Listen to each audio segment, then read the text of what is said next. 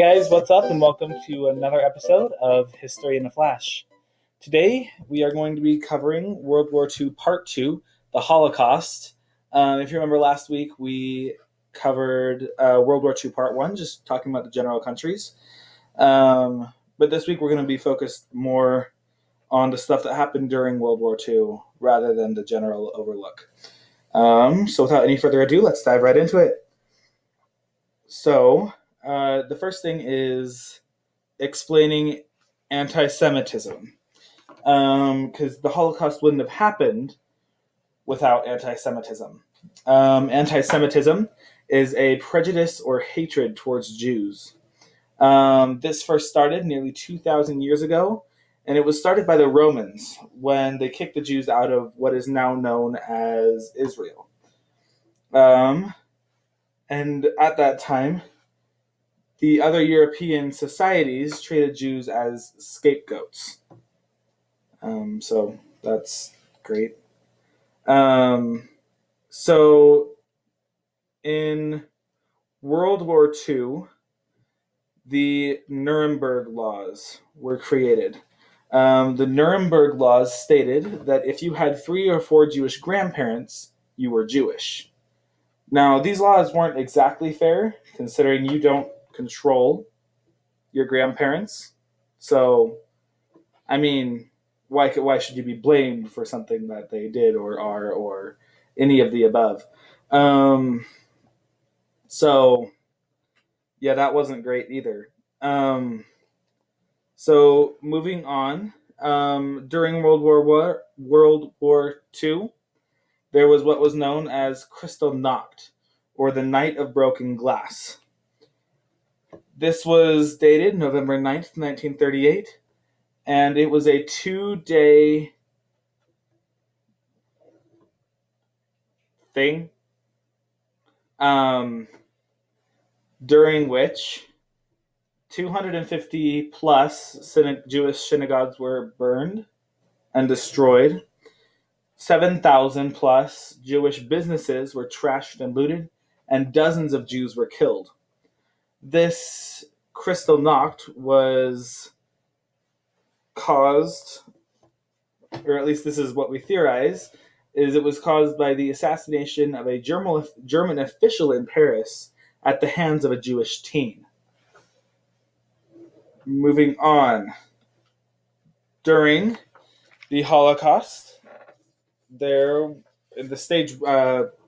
Holocaust was also known as the final solution.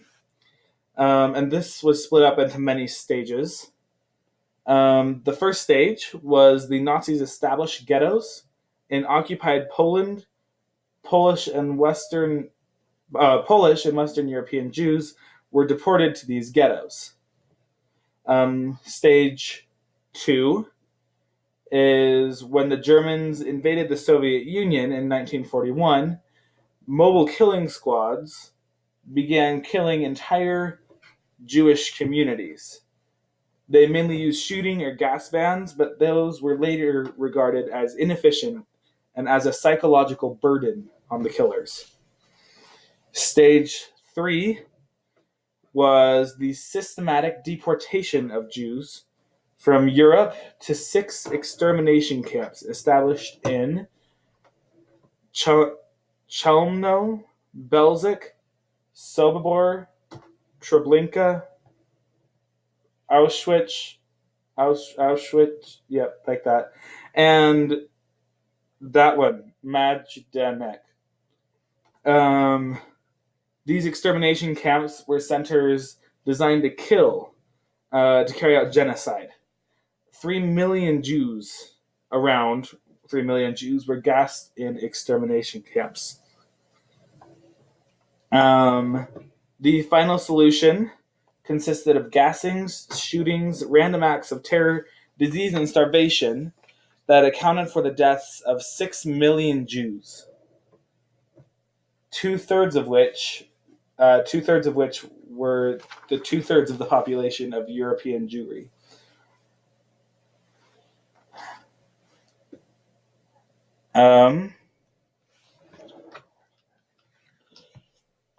Now it's time for a brief intermission. This stuff has been kind of heavy.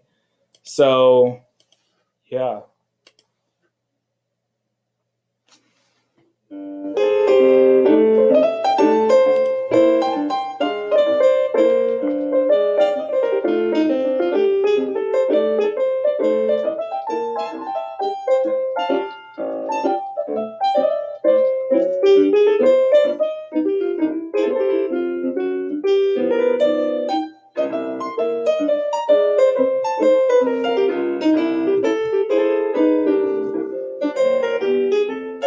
Random fact, did you know that Hitler actually had stomach problems?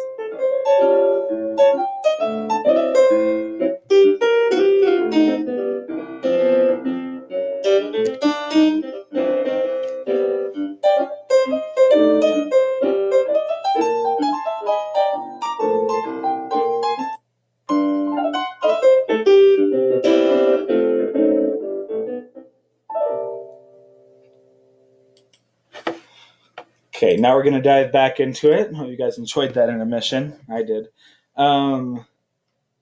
So, moving on to forced labor camps. In these labor camps, were occupied by Jewish people who the Nazis literally worked to death. There were one of the most infamous of these camps was Auschwitz III, or Monowitz, which supplied forced laborers to a synthetic rubber plant. And like I said, these prisoners were literally worked to death. Going into death camps. So, the death camps, at first, the way that the Germans killed the Jews was by shooting, and then they proceeded to gassing, otherwise known as going to the shower. And the reason they did this is, one, because it was more convenient, and two, to save their fellow Nazis from feeling guilty about shooting the Jews. Because if you can't see them while they're dying, you can't feel guilty about it, I guess. Moving on to the liberation. So, when the Soviet soldiers liberated the Auschwitz death camp, they found tens of thousands of shoes, hundreds of women's shirts and pants, and hundreds of men's shirts and pants. And these were kept to essentially recycle, which sounds kind of horrific, but it's true. There were a lot of really terrible things that happened in the Holocaust, but now I have a question for you. What was the most valuable lesson to be learned from the Holocaust? Let me know down in the comments below. Thanks for joining, guys. This has been History in a Flash.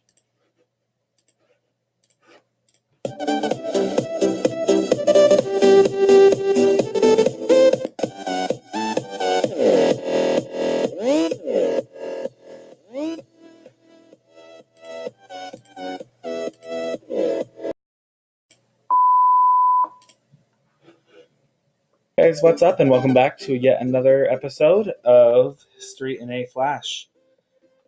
As you may remember, last week we covered the Holocaust, I'm struggling today. Hey guys, what's up, and welcome back to yet another episode of History in a Flash. As you may recall, last time we covered World War II Part 1. Just talking about the general countries. Today we're going to dive into the Holocaust.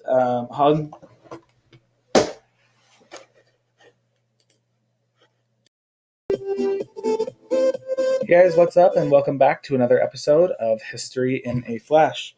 Last week we covered the World War II Part 1. Today we are going to be covering World War II Part 2 and mainly focusing on the Holocaust. I did it again. Hey guys, what's up? It's Josh Carson and welcome back to yet another episode of History in a Flash. Last week, if you remember, we covered World War I Part 1. This week, we are going to be covering World War II Part 2, and we're going to be focusing on the Holocaust. Dang it.